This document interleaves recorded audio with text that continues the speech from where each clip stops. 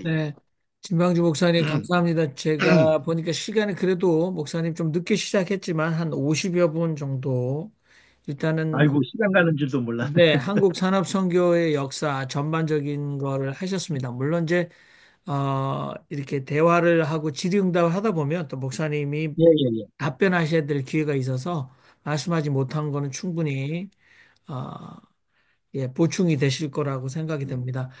어, 뭐 아무튼 많은 분들이 사실은 그 도시 산업 선교회라고 많이 들으셨고 또 이거를 목사님께서는 줄여서 이제 산선 산업 선교. 근데 사실은 이제 가장 많이 우리가 이제 미디어를 통해서는 인천과 영등포, 특별히 이제 영등포 산업 선교회 이건 대단히 이제 우리가 한국 기독교에서 사회복음 또는 사회선교의 일환으로 영등포 산업선교회를 우리가 모를 수가 없습니다. 그런데 이렇게 여기에서 전도사로 또 총무로 오랜 역사 16년 이상 관여하시고 한국의 교회나 교단, 총회, 지교회들이 이렇게 이제 도시산업 선교 그러니까 사회복음이죠. 소셜 가스펠. 이 운동의 산 증인이시니까 직접 말씀을 들을 수 있어서 너무 감사했습니다. 제가 이제 먼저 드리고 싶은 질문은 이게 이제 그 언급은 안 하셨습니다만은 이제 YH 점거농성 신민당사 그래서 야당이었던 우리 김영삼 그때 야당 지도자도 조인을 하게 되면서 사실은 전태일 분신처럼 YS 점거농성 사건은 한국 사회에서 굉장히 충격적인 노동자들의 실태를 보여줬는데요. 거기에서도 그렇죠. 이제 그 정부 당국은 종교를 빙자한 불순 세력이 침투하여 노동자들을 선동하고 있다.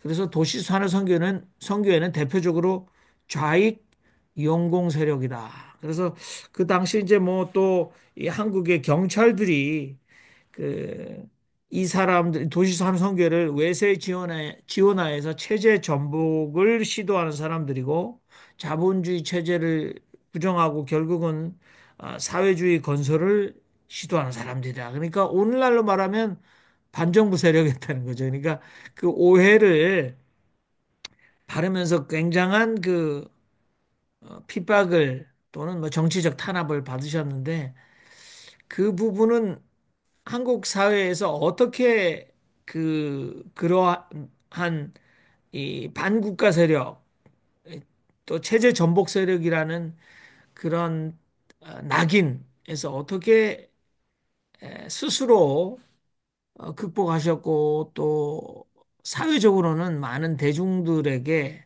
또는 노동자 자신들에게 어떻게 아, 예, 그 이미지를 바꿔 나가시면서 아, 운동을 하셨는지 좀 궁금합니다.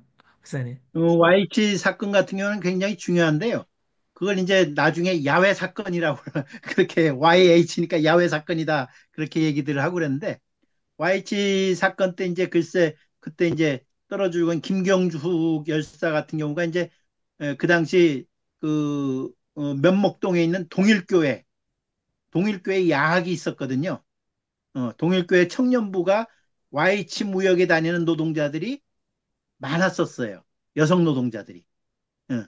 그래가지고 자연스럽게 동일교회에는 산업전두부가 따로 없었는데 그 주변에 YH 무역이 이제 여공들이 많다 보니까 가까운 공장에 있는 노동자들이 이제 그 YH 그 동일교회에 출석하고 그랬던 거죠. 이제 그분들이 중심이 돼서 역할을 하게 되는데 그런 딴 게 없어요. 이제 그 당시 영등포 산선이 80년대 말 90년대 초에 외자 기업 철수 투쟁, 그 다국적 기업 철수 투쟁 이걸 이제 많이 하거든요. 그래가지고 독일 교회나 호주 교회나 미국 교회, 일본 교회하고도 같이 협력해가지고 본국 교회 그 정부의 압력도 가하고 기업주의 압력도 가하고 그러는데 어, 그 미국에 수출하는 기업이었는데 그 YH 무역이 그래가지고 무역을 하는 업체인데 그걸 노동자들 임금도 제대로 안 주고 그냥 도망가 버린 거죠.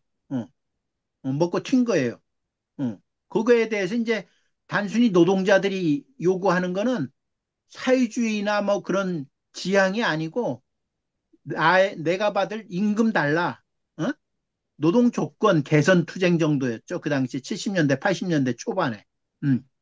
80년대 넘어서면서 이제 학생들이 결합하면서 정치 투쟁을 이렇게 되면서 뭐 그런 그 이념적인 그런 노동운동으로 이렇게 전환되지만 70년대 말까지 80, 지금도 그런 경우가 많지만 단순한 돈 떼먹고 돈 달라, 임금 투쟁, 생존권 투쟁, 인간답게 살 수 있는 최소한의 권리, 최소한의 모든 노동자에게 적용되는 우리 헌법에서 노동법에서 보장하는 노동 상권 정도, 그나마 보장해달라.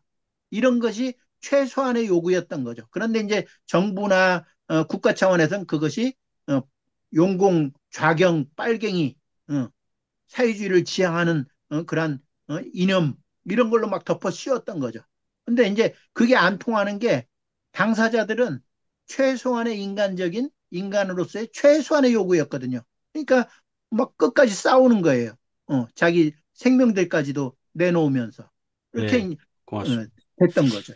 예, 오늘 우리가 여기서 좀 알고 배워야 할 것은 뭐 그런 구체적인 그 디테일보다는 전도라는 것이 한국 교회에서는 예수 믿고 천당 보내는 게 전도고 선교였는데 이 사회 선교 개념이 들어오면서 세상 이게 들리나요, 지금? 네네, 잘 들립니다. 예. 이 사회를 변화시키는 기독교가 사회를 변화시키는 어떤 파워로서 등장하게 되는 그런 개념, 그런 현장, 이야기를 오늘 우리는 듣는 거죠. 뭐 구체적으로 노동자가 어떻고 뭐 어쩌고 뭐 이런 것보다도 저는 그 YH 사태 직후에 YH 그 공장에서 일하던 아주 젊은 이제 제일 어린 학생들, 고등학교 다닐 아이들이 우리 교회로 왔어요. 그래서 그때부터 이제 저도 이제 구체적으로 인볼브 되게 됐는데 여하튼 이 세상의 예수가 와서 세상을 변화시키는 흐름, 개인을 천당 보내는 주택공사 역할하는 것이 아니라 그런 개념이 이 사회선교 개념이다. 이제 그것이 한국 교회에 들어온 것이 이제 바로 이제 이런 케이스였고 그 중심에 호주의 유나이팅 처치라는 교단이 있는데 거기에서 젊은이들을 평신도 선교사로 보냈어요. 그래서 와서 이제 어떤 결실이라 할까? 결과를 맺어주는 것이 오늘 참여한 우리 한성주 씨 처음에 제가 만나게 돼서 얘기를 듣게 된 겁니다. 우리 성주 씨 좀 경험을 좀 이야기해 주시면 좀 도움이 될 것 같아요. 예. 네, 그 늦은 시간까지 이렇게 계시고, 아, 이게 좀 그 경험이나 제가 어떤 신앙적인 측면에서나 신학적인 측면에서 부족한 게 굉장히 많은데, 이렇게 귀한 시간에 이렇게 이렇게 시간을 제가 많이 뺏는 게 아닌가 좀 걱정이 많이 되고요. 지금, 간단히, 아, 제가 아주 전혀 개인적인 거기 때문에 이렇게 공감하실 수 있을까 싶은데 잠깐만 그냥 한번 한 후배가 이런 신앙적인 삶의 변화가 있었다라는 것을 그냥 참고로만 한번 어, 말씀을 드리겠습니다. 예. 제가 그 이제 산업선교라는 데를 알 때가 이제 19살, 20살 요때 이 당시인데 그 당시에는 누구나 다 이 산업선계는 빨갱이 집단이고 작용화된 집단이고 반국가 세력이고 그리고 또 그러한 그 교회에서 그런 사람들이 침투를 해서 그 노동자들을 선전선동해서 그 국가 사회를 혼란시키게 하는 그런 집단에 대한 인식이 이제 그렇게 알려졌고 저 역시도 이제 뭐 그런 게 알고 있었던 시기였었죠. 그래서 그 또 산업선교 그러고 그러면 좀 공포감이 있고 정말 빨갱이 집단이고 했던 기억이 나는데 그러니까 지금의 시대 말고 그 당시에 80년대 초반을 기억을 되살리면 저 때만 해도 제가 이제 고등학교 졸업하고 대학교 들어가서 갖고 있던 인식이 그랬었고요. 그래서 이제 제가 그쪽에 대해서 조금 그 당시에 받았던 인상은 좀 많이 부정적이었어요. 그래서 이 사람들은 기독교인이 아니다. 이게 좀 이상한 반국가 세력이고 정부나 사회에서의견들 그렇게 알고 있었는데 제가 이제 그런 산업승계 84년도에 처음 들어가서 88년도까지 제가 결혼을 할 때까지 거기서 이제 성문학회 평신도로서 이제 활동을 하게 됐는데 제가 어떻게 어, 그 사회에서 저를 세뇌시켰던 산업선계 이미지가 다시 83년도에 들어가서 어, 5년 동안 이렇게 활동했는지 이런 변화의 과정을 잠깐만 말씀을 드리면요. 저는 우선은 그 처음에는 기독교에 대한 회의감이 굉장히 많았고 반감이 심했고 거의 기독교에 대해서 호모포비아 식으로 기독교에 대한 반감이 굉장히 많았던 사건이 있었는데 고등학교 3학년 때부터 제가 그 학창 시절에 그게 77년도인데요. 한국에서는 어쨌든 처음 있는 일인데 그 한국의 고등학생들한테 한국의 전통 문화로서 봉산 탈춤을 그, 어, 고등학교 입학해서 그, 국악예술을 하시는 어르신을 통해서 탈춤을 배우기 시작을 했어요. 그 마당극이라고 이제 얘기를 하는데, 이제 그 당시에 이제 마당극을 고등학교 들어가서 1년 동안 연습을 하고, 이제, 이렇게 공연도 하고, 이제 하고 있는데, 제가 다니던 교회에서 문학의 밤이 고등학생들이 제일 교회 가는 재미가 어렸을 때는 사탕 얻어먹으러 가는 거지만 중고등학교 때는 이제 청년회 학생회 이런 데 와서 남녀 간에 또는 친구 교제하는 이런 재미로 또 다니기도 하는 재미도 있었고 특히 이제 봄이나 가을에 문학의 밤 해가지고 서로 신앙송도 하고 서로 연주회도 하고 이렇게 자기 장기자랑 뽐내고 그러면서 이제 남자 여자 또 친구들끼리 교제도 하면서 그 어떤 신앙적인 틀 안에서 어른들의 사랑을 보호 안에서 이렇게 재밌게 지내던 교회 생활이었는데 저는 그때 이제 1학년 말에 이제 그 탈춤 공연을 그 문학의 밤 이런 데 가서 좀 뽐내려고 우리 친구들하고 탈춤 이제 마당고 저는 봉산 탈춤이었는데 그 봉산 탈춤을 이제 그 교회에서 문학 발표할 때면 그 나이에 좀 자랑도 되고 좀 뭔가 있어 보이고 뭐 이런 이제 젊은이의 어떤 낭만 가지고서 이제 그 교회에서 어 문학의 밤 그 탈춤을 공연하기 위해서 그 교회에서 어느 날 발표하기 한 이틀 전에 그 교회 안에서 이제 우리 한 8명 정도가 이제 탈춤 연습을 하죠. 모여서 탈춤을 추고 있었어요. 탈춤을 추고 있었는데 갑자기 그 문이 드르륵 열리더니 목사님하고 전도님이 들어오시면서 얼굴이 빨개지면서 아주 큰 목소리로 너희들 여기서 뭐 하는 거냐 막 이러시는 거예요. 우리 깜짝 놀라서 목사님 그렇게 화나시는지 모르고 특히 전도사님도 뭐 더 큰 목소리로 너희들 지금 여기서 뭐 하냐 하면서 하시는 말씀이 지금 너희들이 하는 거는 미신이고 구술, 구판이라는 건데 너희가 이런 사탄이 하는 짓을 왜 여기서 하느냐고 막 야단치시는 거예요. 그래서 저희들은 이제 17살이라고 상상을 하시면 갑자기 겁이 나고 그리고 이제 큰 목소리를 내시니까 그리고 저 앞에 이렇게 딱 이렇게 무릎 꿇게 앉으시더니 너희들이 하는 거 이제 뭐라 할까요? 이 전통 탈춤 문화는 어떤 거고, 뭐 이렇게 좀 합리적을 이해시키고, 이게 어떤 종교적 관계에서, 신앙적 관계에서 뭐가 우리하고는 좀 다르다, 이렇게 설명해 주는 게 아니라, 막 다짜고짜 큰 소리 치면서, 너희 사탄의 자식, 너희들의 영혼에는 사탄이 있다 그러면서, 이 탈춤이라는 거는 미신이기 때문에, 이런 춤을 추면 안 된다고 그러면서, 이제 뭐 이런 식의 얘기를 하시면서, 이제 마치 그 테마 기도하시는 것처럼 머리에 우리에 다 얹어놓고 주님이 이 안에 들어간 사탄의 영혼을 물러나게 하십시오 하는 이런 경험이 있었는데 그때 저희가 굉장히 공포를 느꼈고 공포를 느꼈고 어, 그 뭐랄까 그 어, 하여튼 그 심각한 정신적인 좀 충격을 받았어요.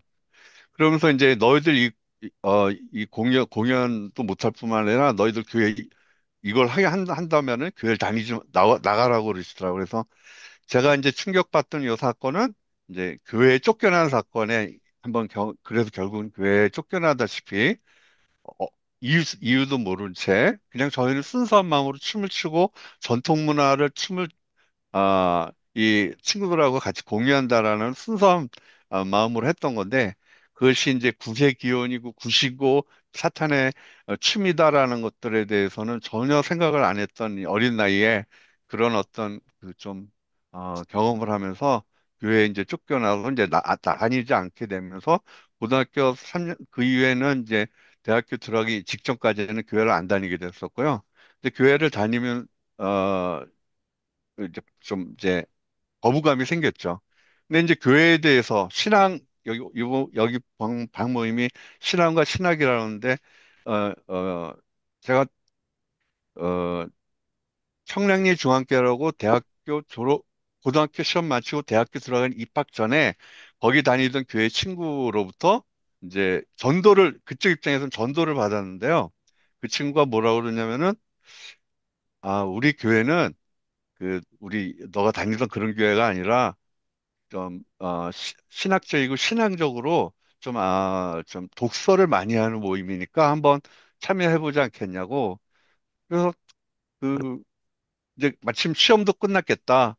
기독교에 대한 좀 반감이 있었지만, 어, 그, 다시 한번 교회 한번 나가볼까? 했는데, 그, 일주일에 한 번씩 독서 토론 모임을 하는데, 첫날 모임은 사랑이란 무엇인가를 갖고 토론하니까 우리가 매주 어떠한 텍스트를 갖고 토론한다. 근데 이번에 주제는 사랑이다.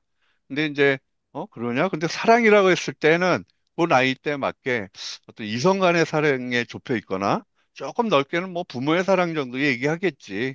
그리고 좀 도덕적이고 교육적이고 윤리적인 얘기하지 않을까. 좀 따분하지만 그래도 좀 청년이다 보니까 그 사랑을 이성 간의 콘셉트 좀 생각해서 한번 졸졸 따라갔어요. 그러니까 첫날 갔더니 그 모임에 학생 그 모임에서 다룬 사랑이란 주제의 토론이 그 어떤 거냐면 함석헌 선생님이 쓰신 책에 관해 말씀하신 사랑에 관한 이란 무엇인가라는 책이었어요.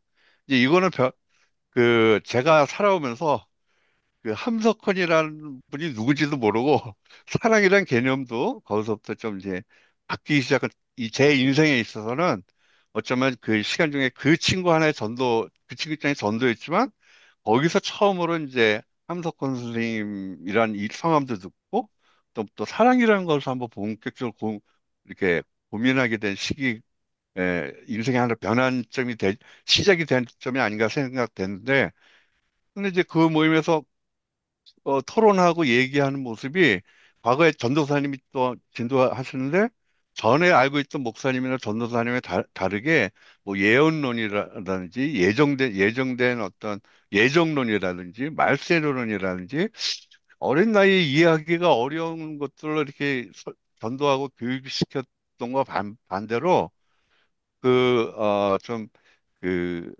새로운 어떤 그 기독교관 신앙관을 얘기해 주시는데 그때 그 청년회에서 그 이후로 제가 3년 동안 다니면서 제 인생과 신학과 이게 변한 계기가 된 게 뭐냐면 이제 선배님들이 다 알다시피 그때부터 이제 함석헌 선생님 얘기 듣고 그다음부터는 이제 안병문 선생님의 역사와 증언이라는 책을 갖고 토론하는 거예요.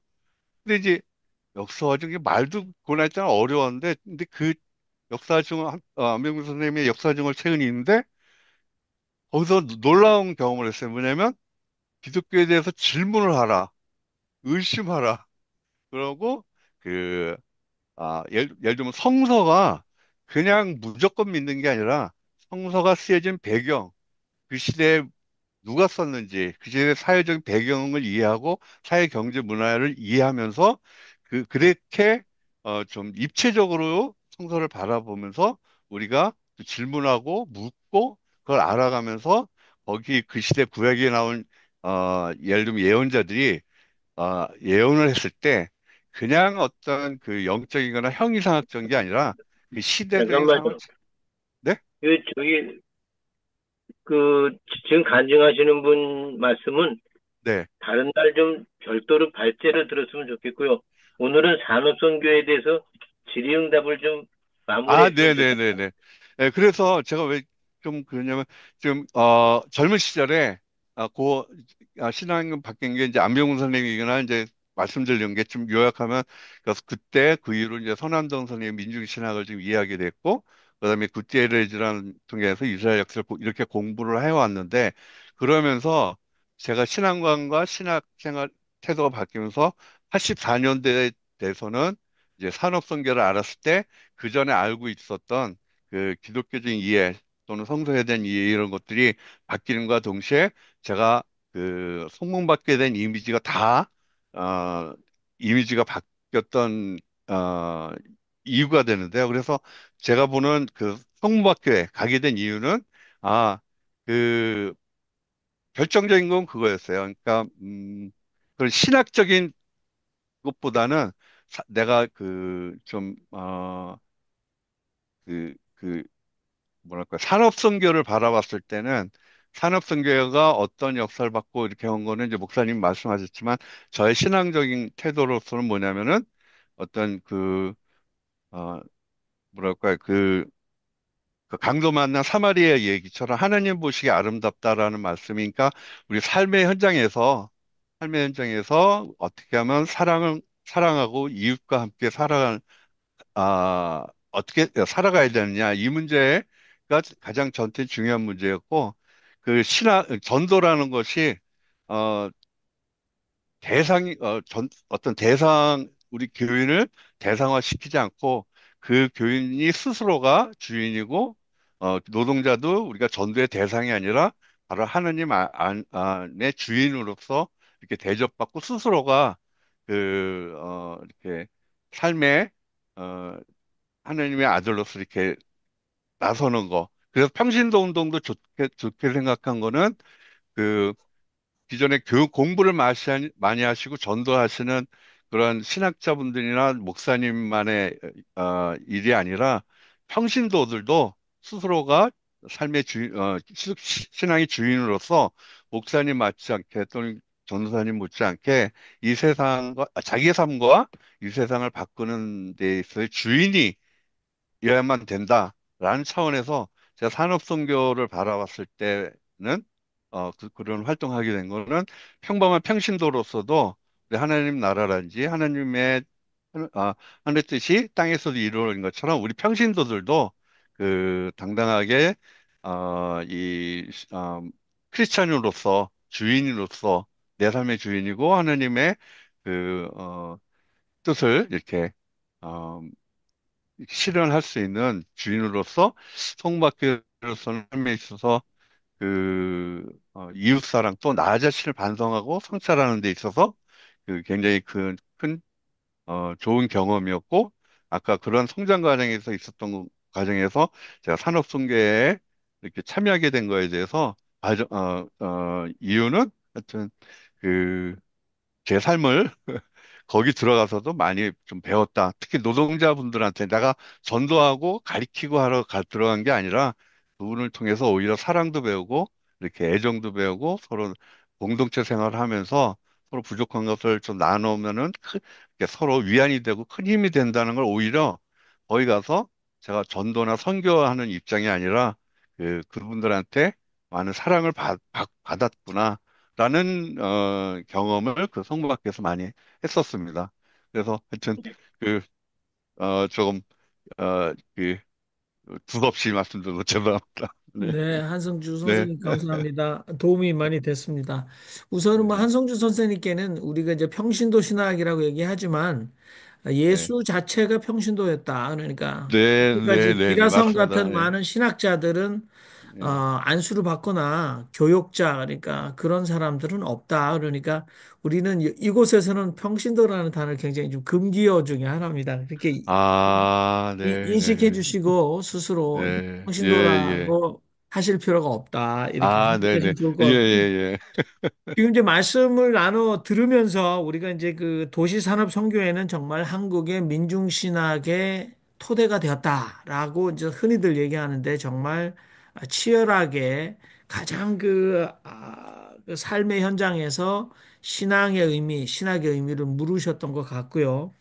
아까 진방주 목사님께서 1968년도에 WCC 세계교회협의회에서 그 웁살라 총회를 통해서 사회 정의와 경제 정의. 그래서 이게 세계교회협의회가 사실 교회 일치, 에큐메니카 운동의 운동으로 출발했는데 결국은 관심은 우리가 지향하는 기독교의 구원의 본질이 개인 구원으로 끝나는 건가? 그렇지 않다. 그래서 이미 이제 뭐 서구 이 교회들은 막대한 인력과 그다음에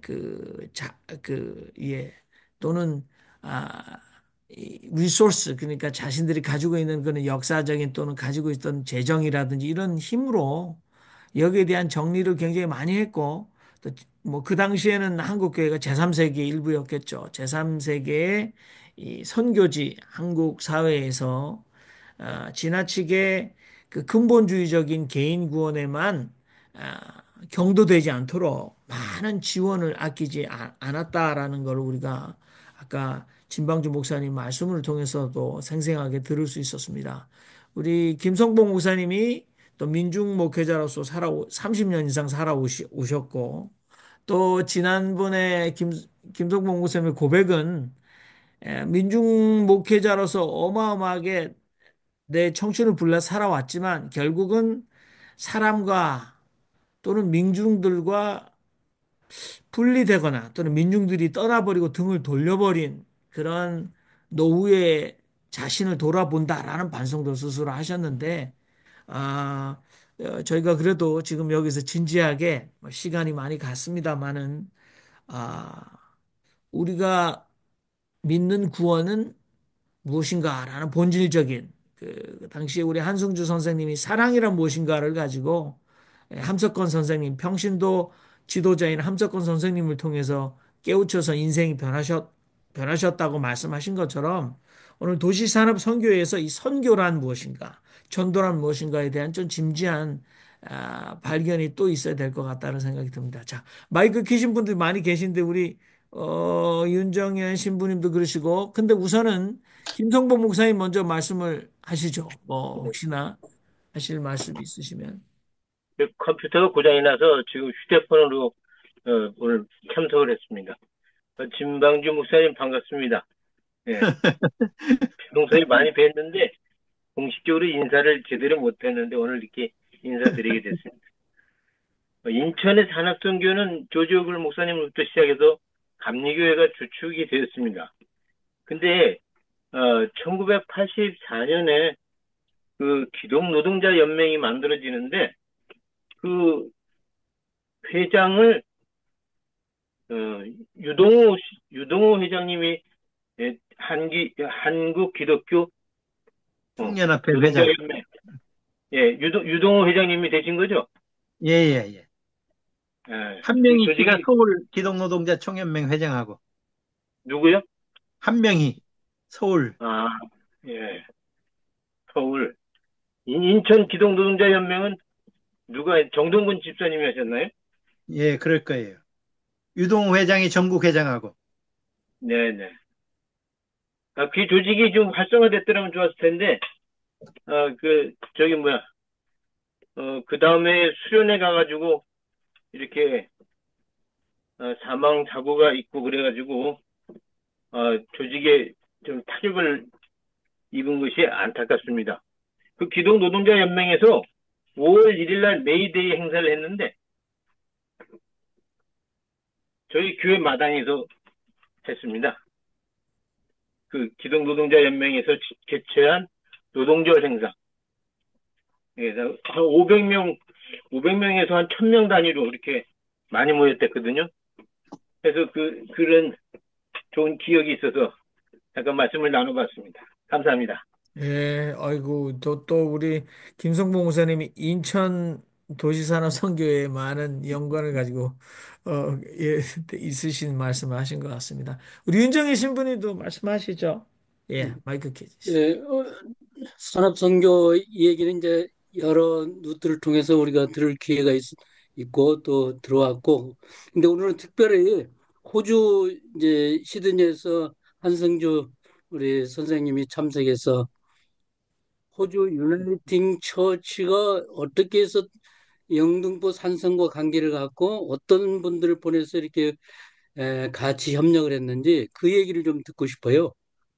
예.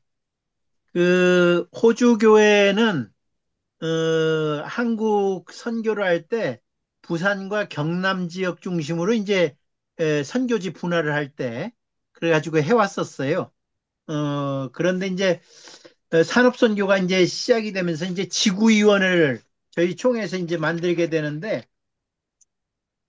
그 당시에 이제 그 대구하고 부산 지역 대구지구위원회와 부산 지역 활동을 위해서 그 당시 전도부 총무였던 이권찬 목사님이란 분이 이제 호주 교회를 접촉을 해요. 그래가지고 이제 호주 선교부하고 얘기를 하는데 호주 선교부에서 이제 우택인 리차드 우튼이라고 하는 목사님을 이제 파송을 이제 다시 하는데 이제 그 당시 대구 부산 지역이 이제 초기에 이제 형성이 되면서 두 분이 오는데 한 분은 이제 울산 지역에 이제 파송이 되고 우택인 목사님이 이제 영등포 지구로 이제 파송이 돼요. 산업선교회로.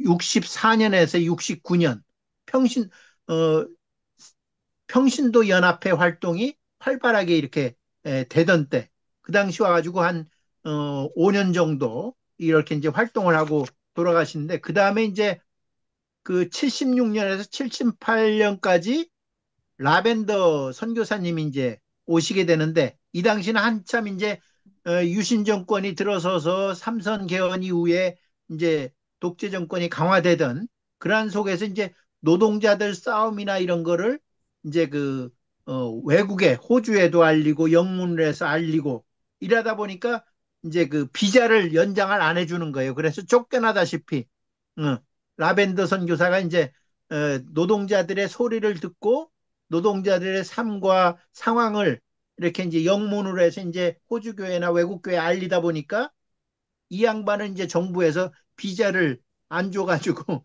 결국 이제 추방당하게 이제 되고 그 다음에는 이제 토니 도슨이라는 사람 분이 81년에서 이제 85년에 오는데 조지성 목사님이 이때 이제 주로 토니 도슨을 통해서 그 역할을 하려고 했던 거는 한국의 노동자 상황이나 이런 상황들을 영문을 통해서 외국에 좀 소개를 하고 알리는 그런 역할을 하도록 이렇게 했었는데 이제 그런 역할을 좀 하다가 본인 한국말 습득이 좀 어렵고 그러다가 한남대학교 와서 영어 선생하다가 이제 임기가 돼서 가고 그 다음에 이제 오시는 분이 이제 우리 한성주 선생이 결혼하게 되는 임경란 선교사 제호 한인 동포를 이제 파송을 하게 되는 거죠. 86년부터 91년까지 있는데 그때 이제 한성주 선생을 만나서 이제 결혼을 하게 되는데 임경란 선교사가 이제 했던 그 86년에서 91년이 제일 치열했던 기간이죠. 이 당시 이제 87년 노동자 대투쟁과 6월 항쟁, 어? 민주정부 이제 들어서기 직전, 노태우 정부 들어서기 그 직전까지인데 노동자들의 그러한 투쟁 현장 이야기들을 외국에 주로 이제 많이 알려주고 그럼 외국 손님들 오면 안내를 하고 그런 역할을 하고 이제 그 다음에 경란시 다음에 온 분이 이제 데브라 카슨인데 데비 카슨이라고 그러는데 90년에서 93년 저하고 이제 제가 총무할 때 같이 일을 했죠.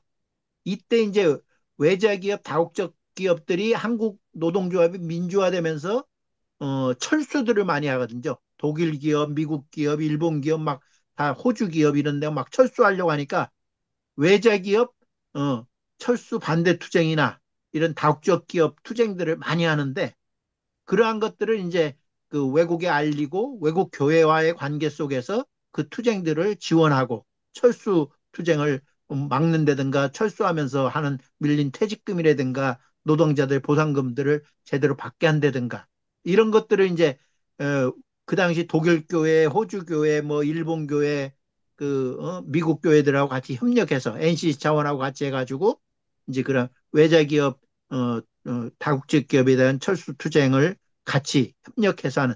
그 당시 이제 데이비 카스는 저하고 일할 때 이제 코리안 워커라는 영문 잡지를 만들어서 음, 이렇게 외국에 막 배포도 하고 그랬었어요. 주로 이제 호주 선교사들이 그런 역할을 많이 한 거죠. 외국 손님들 오면 통역하고 이제 그, 국내 노동자들의 투쟁 상황을 해외에 좀 알리고 그 다음에 이제 엘렘 그린버그라는 친구가 94년부터 97년까지 이제 호주 선교사가 로서 이제 왔다가 같은 일들을 거의 이렇게 해나가는. 그 다음에 이제 2000년부터 2006년까지는 로안 잉글랜드라는 친구가 와서 했는데 그 당시는 이제 시대 상황이 많이 변해가지고 영등포 산업선교회가 노동 현장보다는 노동자 생활공동체의 어떤 협동조합 운동을 주로 생협이라든가 또 그 당시 이제 노숙인은 나중에 이제 좀 시작을 하는데 그런 협동조합을 중심으로 많이 활동을 하거든요. 노동 현장 중심보다는. 그래서 이제 특별히 이제 그때는 아시아 노동자들을 아시아 지도족들을 훈련하는 그런 그 사업을 새롭게 하는데 이제 그런 사업을 CCA하고 협력해서 이제 하는데 그런 사업을 이제 로안 잉글랜드가 이제 주로 역할하고 그 위에 제가 이제 다시 와가지고 일할 때는 이제 2015년부터 지금 양명득 목사님이 조기 은퇴하고 한국에 와서 산업선교에 와서 같이 협력하면서 이분은 이제 주로 이제 1915년 이후니까 우리 상황도 많이 바뀌어서 지금은 주로 이제 호주 선교사들이 초창기에 했던 역사나 자료들이 발굴이 안 됐거든요. 근데 지금 한 그런 자료들을 전부 번역해내고 이렇게 책으로 만들어서 지금 그 한 20여 권 지금 내고 있는데 한국교회사가 미국 장로교 중심으로 기술이 돼서 이러한 이제 부산 영남 지역의 호주 선교의 역할 신사참배를 제일 강력하게 반대한 게 주기철 목사님이 나온 그 마산 그쪽 경남 지역의 호주 선교부 역할이 크거든요. 그러고 이제 캐나다 선교부가 했던 함경도 지방도 이동희 선생이라든가 이렇게 초기 민족운동을 중심을 이뤘던 분들이 캐나다 선교부 지역인데 이 부분도 역사 기술이 한국교회사에 많이 안 돼 있어요.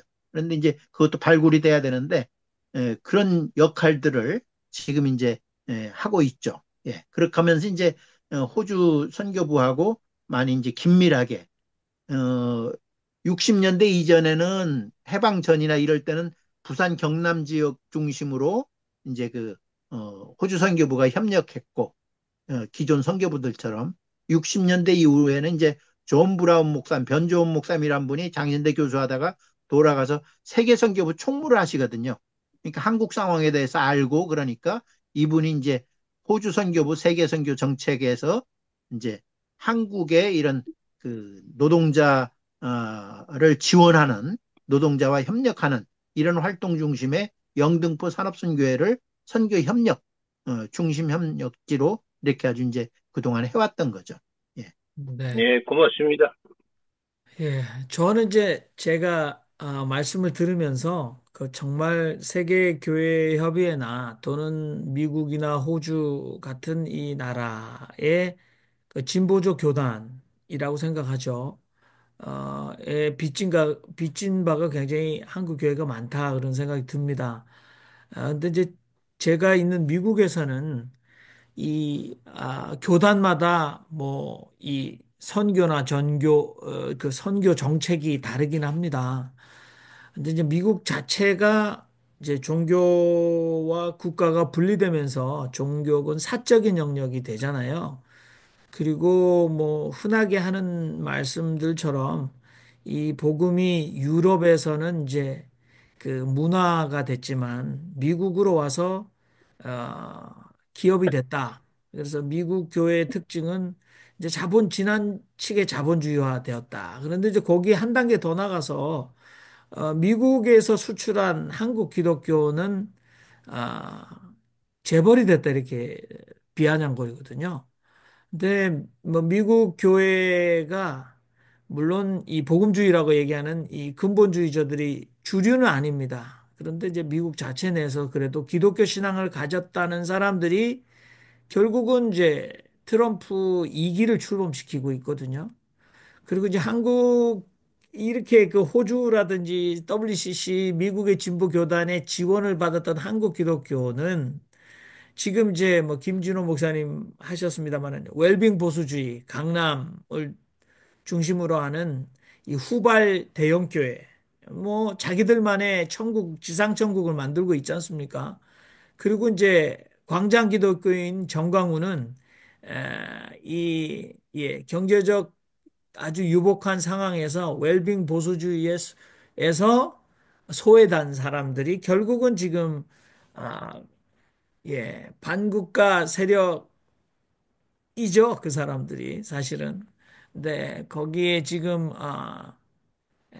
광장 기독교의 정광훈에 의해서 이렇게 한국의 헌정 질서를 파괴하는데 폭력배로 폭도로 변하는 모습들을 그러니까 뭐 정광훈의 사랑제일교회 전도사라는 사람이 서부지법에 난입하고 판사를 이름을 부르면서 찾아다니는 모습 우리가 보면서 광장 기독교의 민낯을 보는 거죠. 근데 이제 한국 기독교회가 이런 선교를 결국은 통일교도 그렇고 한국의 무슨 미종족 선교를 한다는 이 선교 단체 인터콥도 그렇고 나가서 이게 이제 종말의 시기가 왔으니까 그래서 아프리카나 제3세계 교회 가서 똑같은 짓을 하잖아요. 한국의 근본주의 이렇게 도시 산업 선교를 지지해서 그 사회에서 이렇게 노동조합이나 뭐 아무튼 이 인간적으로 full humanity라고 우리가 표현할 수밖에 없죠.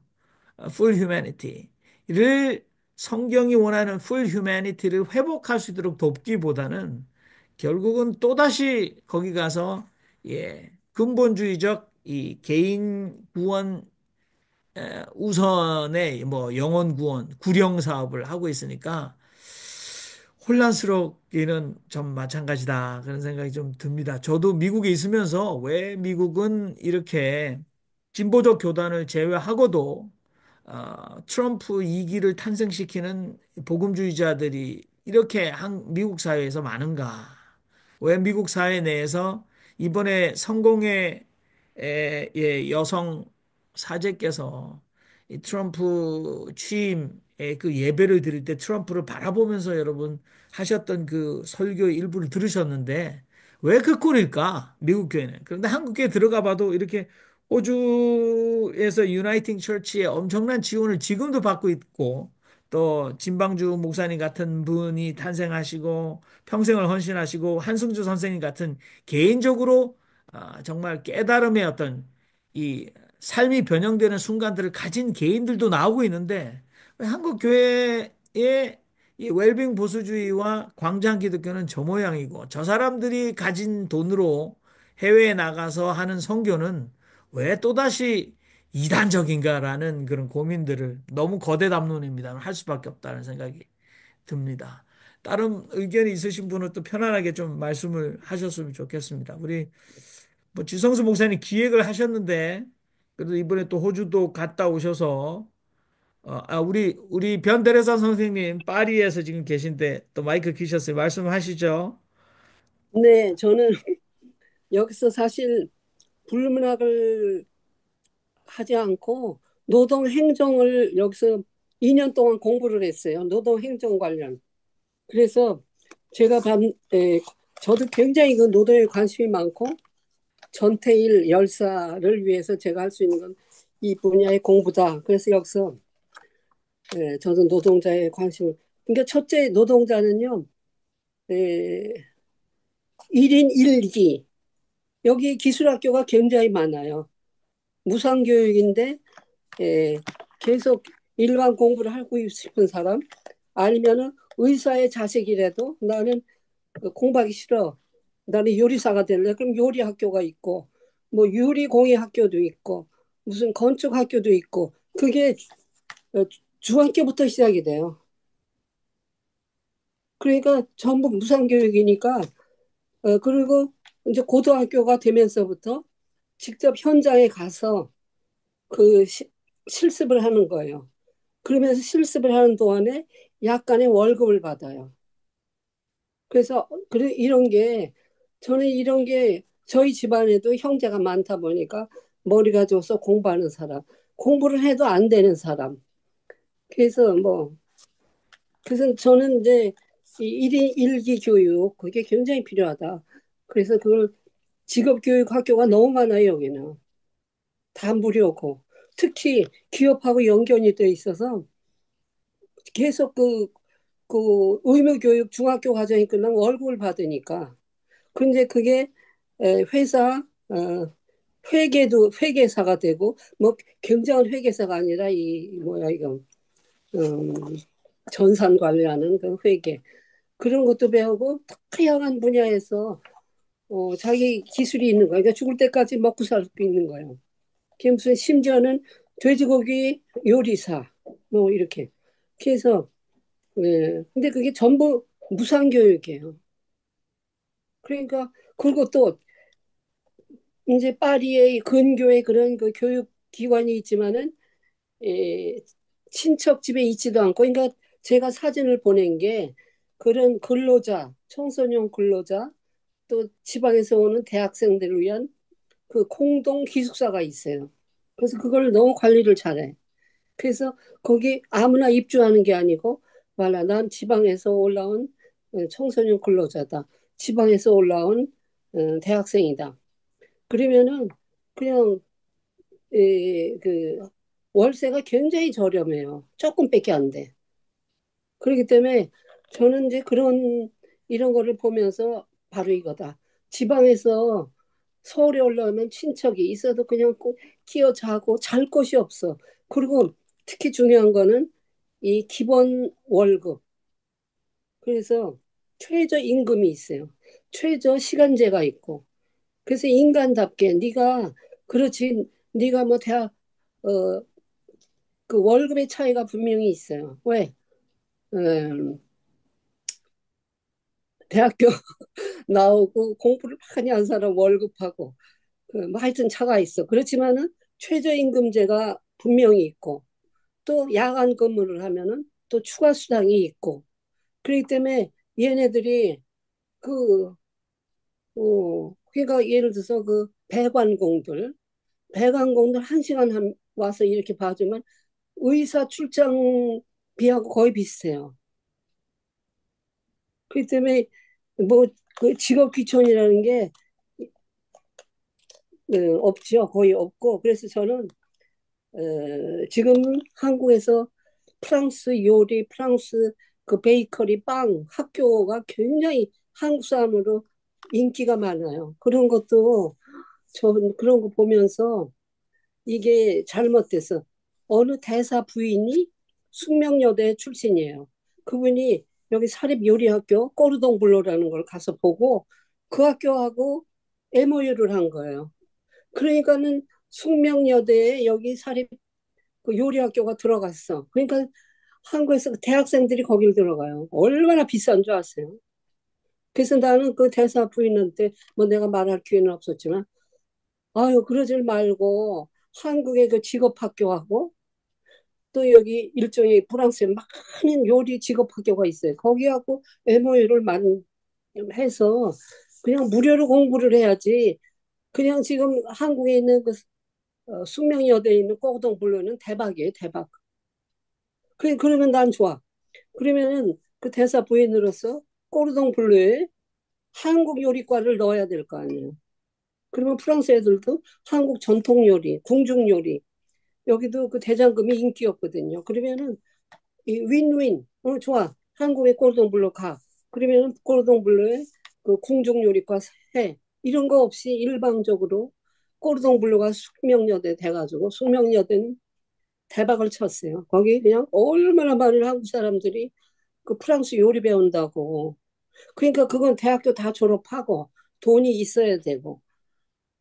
그래서 그리고 또 이왕이면 프랑스 와서 배운다. 그래가지고 이 돈 많은 애들이 프랑스 요리 배우러 와요. 그러면 불어 1년간 배워야지. 불어 1년간 배우는 게 제가 대학 4년 학비하고 거의 맞먹어요. 그 다음에 꼴동 블록 값이 얼마나 비싸.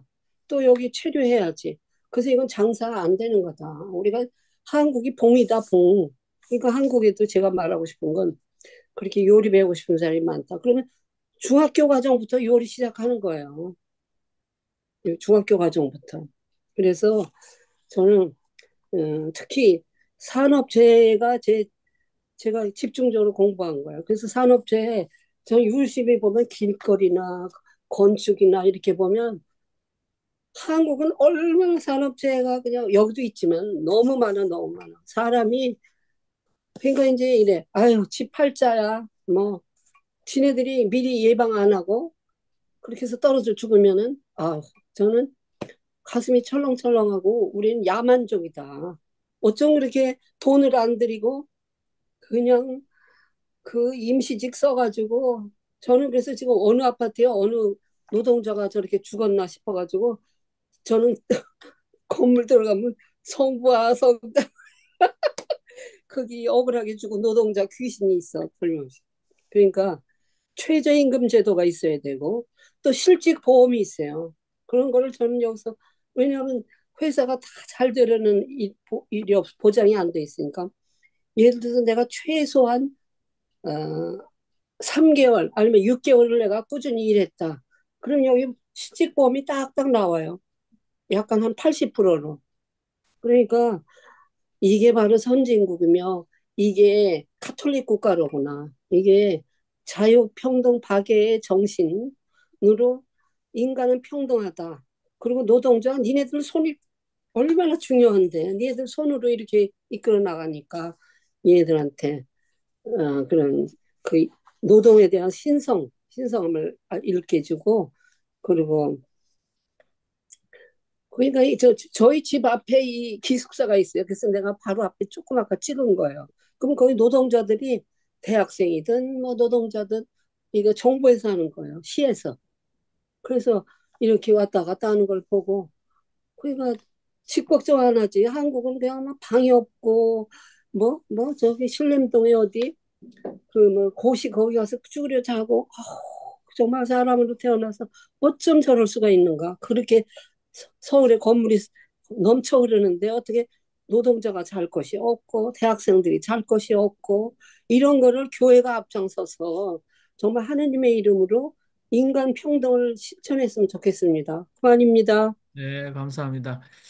그 한국 교회의 1년 전체 헌금량과 한국의 보건복지부나 이렇게 복지 예산 그냥 가난한 자들이나 이 저소득층을 위해서 사용되는 복지 예산을 비교하면 정부의 복지 예산이 한국 전체 1년 헌금의 10배가 넘는다고 합니다. 그러니까 충분히 세금을 내고 지금 우리 변대레사 선생님이 이 프랑스 파리의 선진 이 국가가 제도화한 그래서 노동자의 권익이나 아까 말씀드렸던 풀 휴메니티를 위해서 이미 제도적으로 만들어 놓은 것과 비교하면 결국은 우리가 많이 착안을 해야 될 것 같습니다. 이 진방주 목사님께서 노동조합 운동을 통해서 이 월세에서 전세로 갈 수 있는 일에 노동자들이 스스로 그 문제를 해결을 해온 역사의 인생을 살아오셨는데 결국은 기독교인은 제대로 된 정치 참여를 해야 되는 거 아닌가. 그런데 한국의 이승만 정권부터 이 내각의 기독교인 비율이 엄청났고 또 통역 정치를 하면서 외국에서 유학한 목사들을 데려다가 어떻게 사용했습니까? 이게 한국 교회야말로 권력의 특혜를 누리는데 가장 재빠른 인간들이 모여 있고 한국의 국회의원들 중에 지금도 예, 윤상인이라는 인간도 보니까 정광훈 만나기 전에 자기도 예배 드리고 왔다고 90도 절하기 전에 그렇게 얘기합니다. 도대체 그놈의 교회는 가서 목사가 무슨 설교를 했길래 그따위 멘탈을 가지고 살아가고 있는지 우리가 정말 땅을 치고 싶은 마음입니다. 아무튼 우리 변정원 선생님, 변대래 선생님의 파리에서 이 노동행정학을 공부하시면서 들려주신 이야기는 희망을 버리지 말아야 된다. 우리는 죽기 살기로 정치를 해야 된다. 그런 생각이 좀 듭니다. 자, 이제 마무리를 해야 될 것 같습니다. 지금 이제 시작한 지 한 2시간이 되어 가고 있는데요. 계속 녹화가 돼서 좋은 동영상으로 나올 것 같습니다만 아무튼 여러분 또 하실 수 있는 말씀 또 말씀하셔야 될 분들 좀 더 하시면 좋을 것 같은데 우리 한승주 선생님 그러시군요. 임경란 호주에서 파송하신 한국 사역을 감당하셨던 선교사님께서 아마 부인이신 것 같고 요즘 미국에서도 이 PCUSA 미국 장로교회 또는 UMC 미국 연합감리교회에 해외에서 해외로 가는 특별히 한국으로 가는 분들이 2세가 아니라 1세들도 많이 갑니다. 이 교단에서 열심히 두각을 나타내고 실력을 키워서 가는 분들 참 많이 계셔서 격세지감입니다. 이외에 재외동포가 다시 호주인 국적으로 미국인 국적으로 한국 교회를 도우고 한국에 들어가는 그런 시대에 우리가 살고 있습니다. 다른 말씀이 없으시면 우리 오늘 한국 음. 산업 선교의 역사에 발제를 해주시고 토론에 참가해 주신 우리 진방주 목사님께서 마지막 마무리 발언을 하시면 좋을 것 같습니다.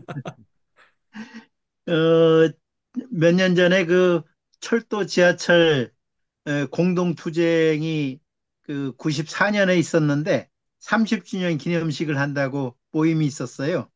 그때 가서 이제 제가 이제 같이 했었기 때문에 94년에 그때 가서 좀 얘기를 한 게 노동운동이라는 게 자기들만의 이익을 위한 이익 집단으로 이렇게 전락하면 안 된다. 그런데 이미 한국 노동운동은 그 안타깝게도 대기업 정규직 노동자 중심의 운동으로 이렇게 돼가지고 오히려 정말 노동법에 적용도 받지 못하는 하청 노동자들이나 계약직 노동자들이나 요새 뭐 택배 노동자들 길거리에 있는 저같이 저도 이제 비정규직이거든요.